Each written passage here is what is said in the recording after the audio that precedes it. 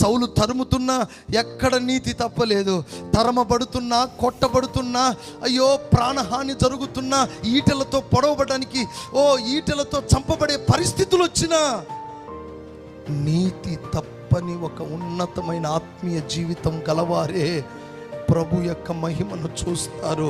అందరూ చూడరు. అదే దావీదు అంటాడు, నేను నీతి గలవాడనై నేను మేల్కొనినప్పుడు నీ స్వరూప దర్శనమును నేను కన్నులారా చూస్తాను.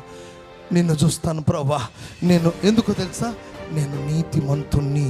ఏంటండి ఆ సాక్ష్యం? నేను యేసయ్యను కన్నులారా చూడబోతున్నాను. నా నీతి రేపు ప్రభును చూసేటట్లుగా చేస్తుంది. నా యథార్థత, నాలో ఉన్న న్యాయం, నీతి న్యాయములు రేపు ప్రభు ముఖాన్ని చూసేటట్లుగా చేస్తాయి. నేను యథార్థతను, పరిశుద్ధతను, నీతిని కలిగి ఉన్నాను. దాన్ని నేను గట్టిగా పట్టుకున్నాను. అన్నీ పోగొట్టుకున్నాను, కానీ నీతిని మాత్రం గట్టిగా పట్టుకున్నాను. ఆ నీతిని నేను పోగొట్టుకుంటాను. స్తోత్రం కలుగును గాక.